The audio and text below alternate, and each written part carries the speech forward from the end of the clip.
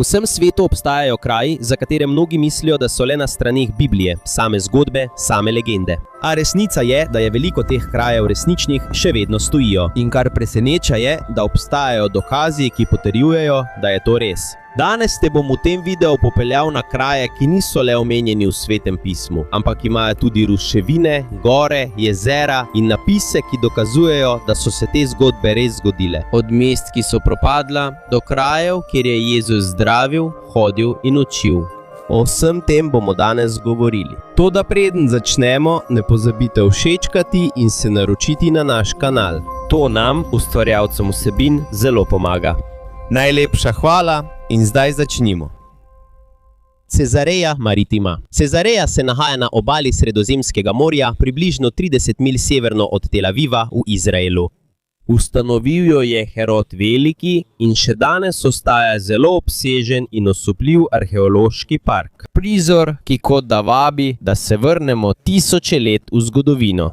Toda poleg lepih ruševin in velikih kamnov je na tem kraju še nekaj, kar je dobesedno okrepilo povezavo med Biblijo in resnično zgodovino. Mnogo let so ljudje govorili, da je morda Ponti Pilat, rimski upravitelj, ki je ukazal križanje Jezusa, zgolj izmišljotina.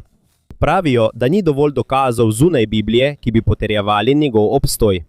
Dokler leta 1961 arheologi niso med izkopavanji odkrili apnenčastega bloka, starega kosa kamna z latinskim napisom. In na tem napisu je bilo jasno zapisano ime Poncij Pilat, ki se je predstavil kot prefekt Judeje. Ni bil mit, ni bil plod domišljije. Ta kamen je postal konkreten dokaz, da je moški, ki je odločil o usodi Jezusa, resnično živel in vladal na kraju, omenjenem v Svetem pismu. In tukaj je zgodovina že zelo živa. A vendar je Cezareja postala še bolj vznemirljiva, ko so leta 1922 odkrili še nekaj drugega. Arheologi verjamejo, da so morda odkrili prav tiste dele, kjer je bil apostol Pavel zaprt, preden so ga poslali v Rim na sojenje. V Svetem pismu je ta trenutek opisan le z nekaj besedami. Pritožil si se Cezarju, k Cezarju boš šel. Tukaj se je vse začelo. Ena odločitev je Pavla pripeljala v samo središče Rimskega imperija.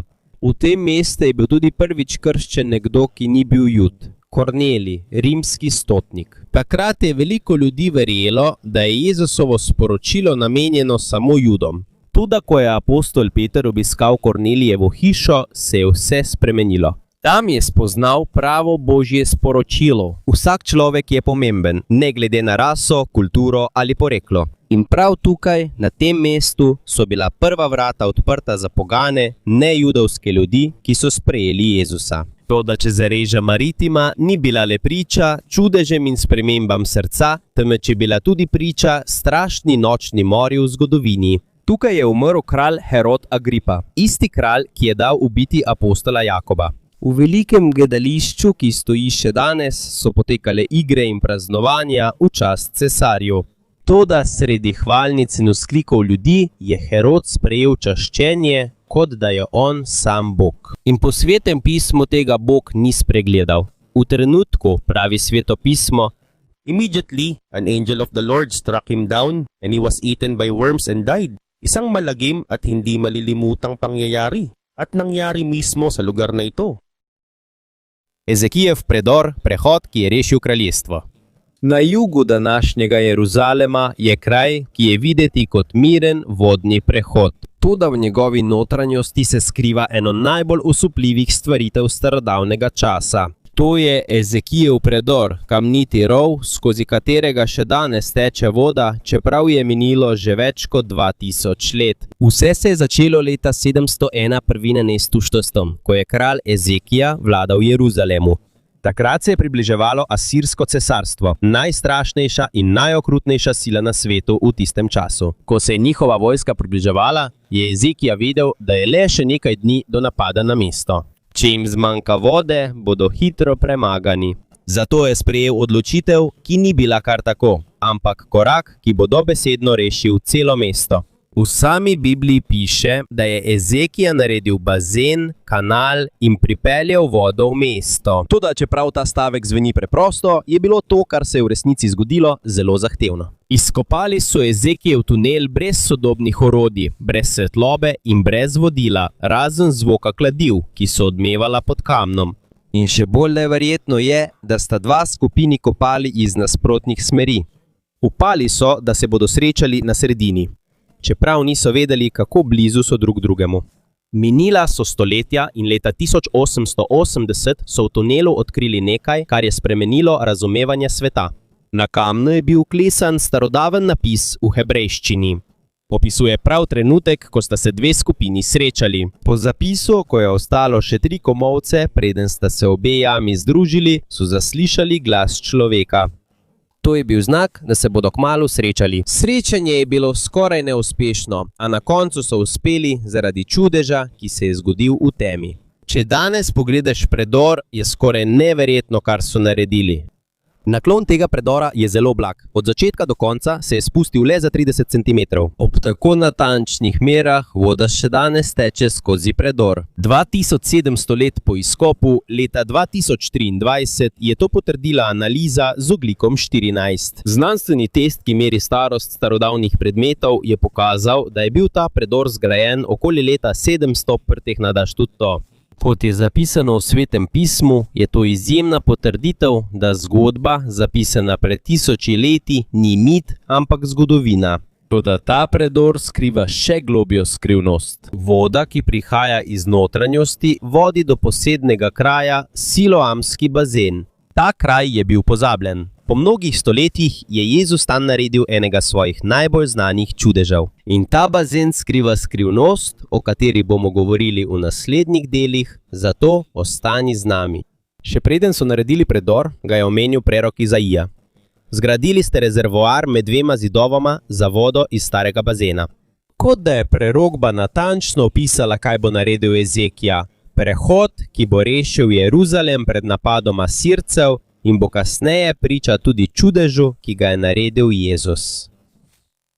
Megido, hrib, kjer so padla kraljestva. Na severnem delu Izraela je hrib, ki je na prvi pogled videti povsem miren. Toda, ko izveš zgodbe, ki so shranjene pod njim, je kot da bi odprl knjigo tisočletne zgodovine. To je Megido, v hebrejščini znan tudi kot Har Megido, najbolj zaželeno bojišče v celotnem starodavnem Bližnjem vzhodu. Pod njegovo zemljo so odkrili več kot 25 zakopanih mest. Kraji, ki so bili uničeni, požgani in ponovno zgrajeni zaradi neskončnih vojn skozi stoletja. Toda to ni le staro bojišče. Megido, ki ga je Biblija poimenovala kot kraj zadnje bitke, znane kot Armagedon. Iz hebrejske besede Armagedo izhaja koncept konca sveta. V knjigi Razodetja je zapisana ta vrstica. Duhovi demonov so zbrali kralje pri Armagedonu. In tukaj so se mnogi začeli spraševati, zakaj je Bog izbral prav ta kraj za ta izjemno velik dogodek? Ko pogledaš zemljevid starodavnega sveta, je odgovor jasen. Megido je bil kot vratar najpomembnejše poti v tistem času. Via Maris, avtocesta, ki je povezovala Egipt in Mezopotamijo. 2 velikanski kraljestvi iz antičnih časov. Ko imaš Megido, nadzoruješ gibanje vojakov, trgovino in bogastva. Preprosto povedano, če nadzoruješ Megido, nadzoruješ svet v tistem času. Tukaj so se zgodile tudi prve dokumentirane bitke v zgodovini. Leta 1457 p.N. Štuto je faraon Tutmozis III. Pripeljal svojo vojsko in pokoril Kanance. Celotna bitka je zapisana v hieroglifih kar v sami Egiptu, kot vojno poročilo, vklesano v kamen. Po mnogih stoletjih je še en kralj zbral pogum in napadel Megido. To je bil kralj Jošija iz Judeje. Poskušal je ustaviti faraona Neha II., vendar mu ni uspelo. Jošija je umrl v bitki, kot je zapisano v 2 knjigi kraljev. V izkopavanjih, ki jih danes izvajajo arheologi, najdemo dokaze o teh bitkah. Puščične osti, koščki egipčanske keramike in pečati, ki so jih uporabljali vojaki. Vsak kos dokazuje, da se je zgodba iz Svetega pisma zgodila na resničnem kraju in v resničnem času. In tukaj se odkritja ne končajo. Leta 2005 so odkrili še nekaj, kar je zelo razveselilo zgodovinarje. Starodavno krščansko svetišče. Na tleh je mozaik, ki vsebuje besede Bogu Jezusu Kristusu. To je najstarejši krščanski napis, ki so ga našli na svetu. Napis je bil ustvarjen v 3. stoletju. Zelo pomemben opomnik, še preden se je pojavila beseda Armagedon.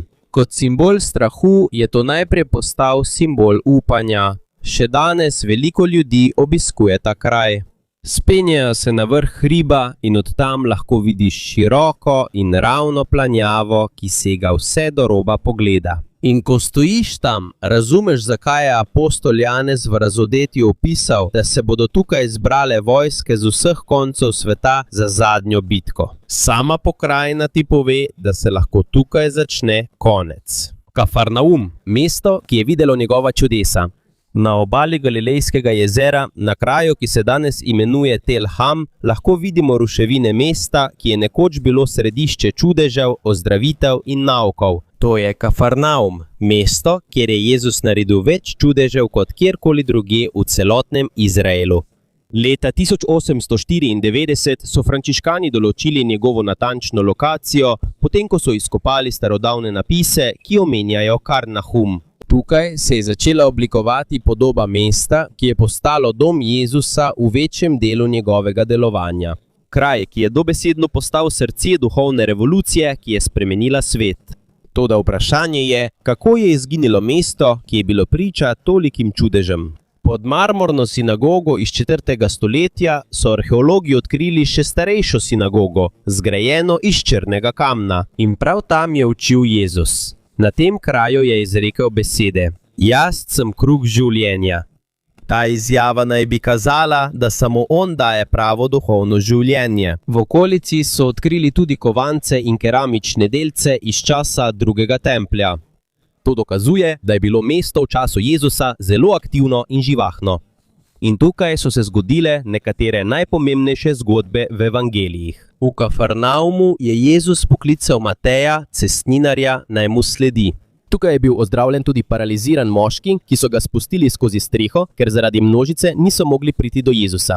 V tem mestu je Jezus ozdravil tudi sužnja rimskega stotnika. In takrat ga je presenetila vera moža, ki ni bil Jud. In rekel je: Nisem našel nikogar v Izraelu s tako veliko vero. Pod starodavno osmerokotno cerkvijo so odkrili zelo pomembno najdbo. Ob izkopavanjih so našli zelo preprosto hišo iz 1. stoletja. Hiša, ki je bila videti, kot da pripada ribičem. Na njenih stenah je bilo vrezano ime Jezusa in stari krščanski simboli, kot sta riba in križ. To so najstarejši krščanski zapisi, ki so jih našli prav na kraju, kjer so se odvijale zgodbe iz Svetega pisma. In po številnih raziskavah je bila ta preprosta hiša Petra, enega najbližjih Jezusovih učencev. Kasneje so hišo uporabljali kot zbirališče prvih kristjanov, kot majhna cerkev, skrita znotraj doma. In v tej hiši je Jezus ozdravil Petrovo taščo. Od tam je skupaj s svojimi učenci odšel proti morju, kjer je pomiril nevihto, ki je skoraj potopila njihovo ladjo. V Kafarnaumu je tudi obudil v življenje Jajruševega otroka. To je zgodba, ki še danes daje upanje milijonom ljudi. V starih časih je bil Kafarnaum živahen in poln ljudi. Imel je tlakovano ulico povezano z Via Maris, veliko trgovsko potjo, ki je potekala vzdolž Sredozemlja. Po besedah Jožefa Flavija, judovskega zgodovinarja, je bil Kafarnaum še vedno obdan z obzidjem med velikim uporom leta 66 nekšteta. Toda, čeprav so bili ljudje tako dejavni in blizu Jezusu, jim je dal opozorilo, ki ga ni mogoče pozabiti. In ti, Kafarnaum, boš povzdignjen? Ne, šel boš dol v had. To pomeni, da čeprav so videli toliko duhovne luči, čudežev in naukov, je srce mesta ostalo zaprto. In zaradi tega je rekel, da bo doživelo velik padec. In res se je zgodila. Leta 749 našega štetja je močan potres prizadel celoten Kafarnaum. Ostal je v ruševinah in ljudje so ga zapustili za več kot 1000 let. Danes lahko obiskovalci hodijo po arhipelagu. To je park, kjer ležijo ruševine starodavnega mesta. V bližini stoji pravoslavna cerkev 12 apostolov, spomin na najbližje prijatelje Jezusa. In nad starodavno hišo Petra stoji sodobna cerkev, kjer se lahko romarji molijo prav na kraju, kjer je Jezus živel s svojimi učenci. Galilejsko jezero, jezero, ki je nosilo njegov glas. Na severnem delu Izraela je jezero, ki je mirno in toplo, a polno zgodb, ki so spremenile vero sveta. To je Galilejsko jezero, ki ga danes imenujejo Kineretsko jezero. Nahaja se 200 metrov pod morsko gladino, zato je eno najnižjih sladkovodnih jezer na svetu.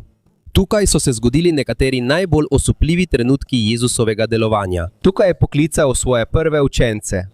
Tukaj je pomiril nevihto, ki je skoraj potopila njihovo ladjo. In tukaj je hodil po vodi. Dogodek, ki se še danes znova in znova pripoveduje. Toda takrat je bil en velik problem. Čeprav je veliko zgodb o ribolovu v času Jezusa, niso našli niti enega čolna iz tistega obdobja. Kot da v zgodovini manjka kos sestavljanke. To se je spremenilo leta 1986. Zaradi hude suše je raven vode v jezeru močno padla. Medtem ko sta dva brata ribiča hodila po blatu, sta opazila nekaj nenavadnega, kar je štrlelo iz zemlje.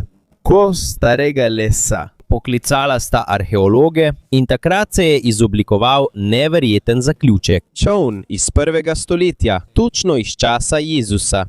To ni bilo zgolj odkritje. To je poželo navdušenje celotnega arheološkega sveta. Z uporabo radiokarbonskega datiranja so ugotovili, da čoln izvira iz okoli leta 40. štenta.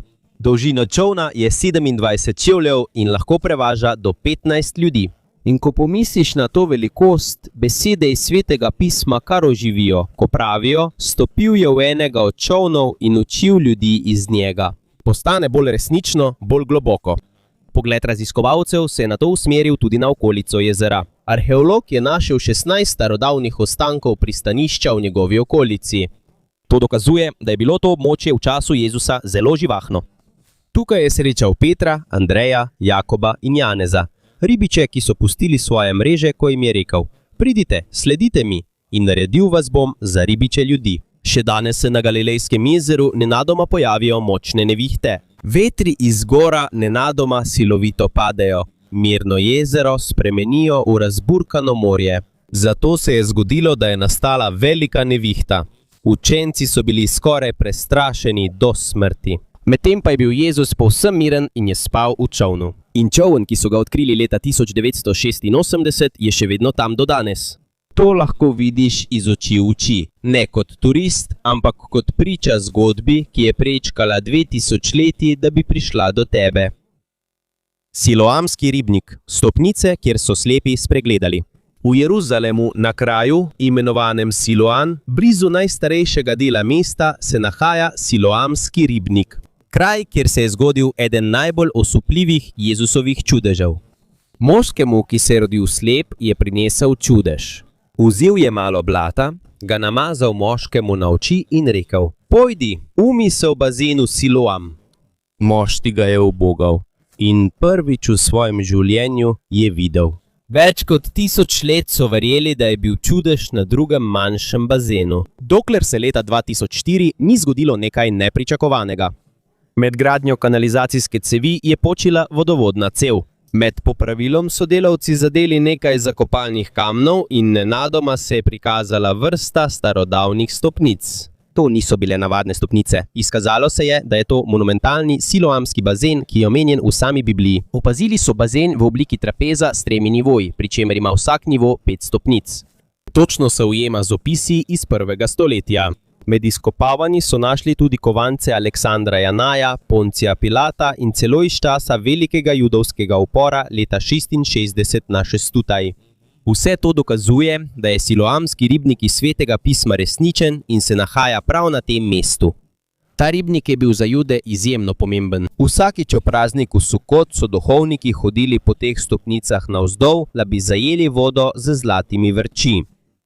Nato so se v procesiji povzpeli proti templju. Pot romarjev, imenovan Romarska cesta, povezuje bazen s tempelskim gričem in 1/3 milje izvirne ceste je še danes izpostavljena. Na kamnih so še vedno vidne sledi starodavnih vozov in hebrejski napisi z besedami Jerušalaim Hakodeš, Jeruzalem sveti.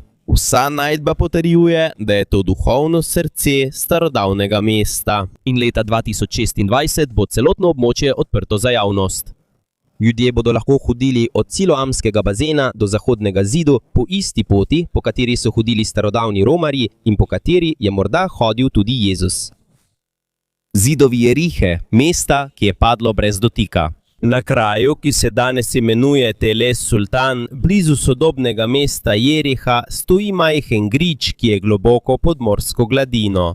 Mirno stoji, toda pod njegovo zemljo se skriva skrivnost, o kateri se govori že tisoče let. Tukaj se nahaja Jeriha, najstarejše mesto na svetu z močnim obzidjem, in tukaj najdemo tudi izjemne dokaze. Obzidje Jerihe se je zrušilo navznoter, ne navzven, kot da bi jih neka nevidna roka potisnila od znotraj. Ta podrobnost je popolnoma zapisana v Svetem pismu in presenetljivo je, kako zelo se ujema z najdbami. V strih časih je Bog dal Jozuetu načrt, na katerega noben vojak ne bi pomislil. Načrt, ki ni bil povezan z mečem, ampak s poslušnostjo. 6 dni so hodili okoli mesta. Skupaj z oboroženimi možmi, duhovniki, ki so nosili trobente iz ovnovih rogov, in sredi procesije je bila skrinja zaveze, sveta skrinja, ki je predstavljala Božjo navzočnost. 7. dan so obkrožili mesto 7-krat.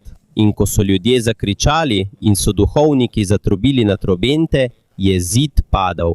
To ni samo zgodba. Ruševine so pustile natančno sled, ki kaže, da je mesto hitro padlo. Sovražnik ni imel časa za ropanje ali za odnašanje kakršnega koli bogastva. Tudi posode z žitom, ena najpomembnejših dragocenosti v času vojne, so ostale nedotaknjene. Izraelci se zato niso zanimali, ker jim je Bog ukazal, naj ne dotikajo ničesar, kar je bilo posvečeno njemu. Jozue je izrekel tudi prekletstvo. Kdorkoli bi poskušal ponovno zgraditi Jeriho, bi prinesel nesrečo svoji družini. In po mnogih stoletjih, ko je Hel iz Betala poskušal ponovno zgraditi mesto, so njegovi otroci umrli. Točno tako, kot je bilo rečeno v prerokbi. Toda poleg padca zidov se je v Jeriho zgodilo še veliko pomembnejših dogodkov. Tukaj je prerok Elizej s pomočjo soli spremenil grenko vodo mesta v sladko. Tukaj je Jezus Kristus ozdravil Bartimeja, slepega, ki ga je večkrat klical. In na nevarni poti proti Jerihi se je zgodila zgodba o dobrem Samarijanu, moškem, ki je pomagal žrtvi, ki so jo vsi zapustili. Leta 2023 je bilo to mesto razglašeno za svetovno dediščino, kar je priznanje za njegov arheološki in duhovni pomen. In izkopavanja se še vedno nadaljujejo. Plasti zemlje odstranjujejo eno za drugo in skrivnosti Jeriha se postopoma razkrivajo. Podrobnosti, ki so bile tisoče let skrite, zdaj pa jih svet ponovno vidi. Nato pa Sodoma in Gomora, mesti, ki sta zgoreli iz neba. Južno od Mrtvega morja, na meji med Izraelom in Jordanijo, je obsežna puščava, polna pepela in soli. Brez življenja, brez rastlin in izpostavljena soncu. Tukaj se nahaja kraj, za katerega verjamejo, da je bil dom 2 najbolj grešnih mest v Svetem pismu, Sodoma in Gomora. Po Svetem pismu je Bog uničil ta mesta s pomočjo ognja in žvepla, ki sta padla z neba kot kazen za njihovo hudobijo. Toda, ali sta res obstajali? Pri izkopavanjih so arheologi našli dokaze, ki so pretresli njihovo razumevanje. V Babet Hadri, mestu, ki meri 10 hektarjev, so odkrili 30-palčni sloj pepela. Predebel sloj, da bi ga lahko imenovali navaden požar. Našli so tudi opeke, ki so bile skoraj staljene zaradi izjemne vročine, in kosti, ki so bile popolnoma spremenjene v pepel. Da bi se to zgodilo, je potrebna temperatura višja od 600 stopinj. To je še bolj vroče kot večina naravnih požarov na svetu. In tu se še ne konča. V Numeri, mestu blizu Bab Edraja, se je zgodilo enako, popolno uničenje. Obstajajo tudi dokazi o močnem potresu, ki se je zgodil hkrati s požarom. Kombinacija vročine in tresenja nakazuje na dogodek, ki je bil izjemno nasilen in ne povsem naraven. Ampak zgodba ima preobrat. Leta 2025 je ista znanstvena revija umaknila svoje lastno poročilo. Razlog je bil, da datum ni ustrezal Svetemu pismu. Po Svetem pismu se je uničenje zgodilo okoli leta 2350 pred Gramonešenštitom. To je starejše od starosti, ki so jo določile nekatere analize. Kljub temu, 3 milje od teh ruševin stoji gora, ki se danes imenuje Gora Sodoma ali Jabal Uzdum. Na njenem vrhu je mogočen steber soli, oblikovan je kot človek. In ga še danes imenujejo Lotova žena, opomin na zgodbo, ki je ovila ta kraj. In preroki niso pozabili. Izaja, Jeremija in Ezekiel so uporabili Sodomo kot primer opozorila za prihodnje generacije. Tudi Jezus je rekel: enako je bilo v dneh Lota, tako bo tudi na dan, ko se bo razodel sin človekov. Zgodba o Sodomi in Gomori je kot pepel, ki ga nosi veter. Mesto je izginilo, a nauk je ostal. Gora Sinaj, kjer se je ogenj dotaknil gore. Na južnem delu Sinajskega polotoka v Egiptu stoji skalnata gora, ki se skoraj ni spremenila niti po 3000 letih. Tiha je, kot da straži puščavo. To je kraj, za katerega že dolgo verjamejo, da je gora Sinaj, kjer je Mojzes prejel plošči postave od Boga. Po Svetem pismu je goro prekril dim, ker je Gospod sestopil nanjo v ognju. Vendar obstaja veliko vprašanje, na katero še vedno ni dokončnega odgovora. Je to res gora omenjena v Svetem pismu?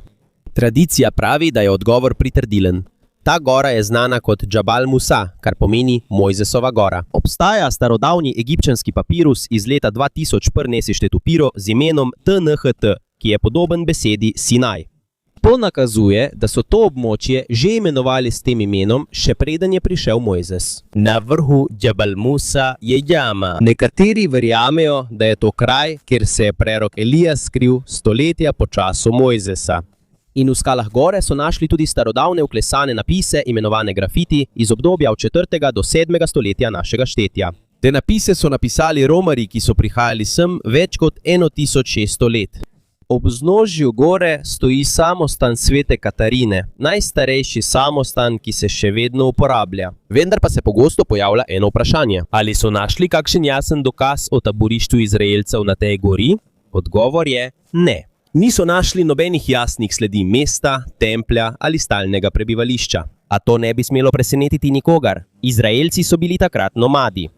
Hodili so naokoli, se selili in niso gradili trdnih hiš. Večino svojih pripomočkov so izdelovali iz kože, lesa ali blaga.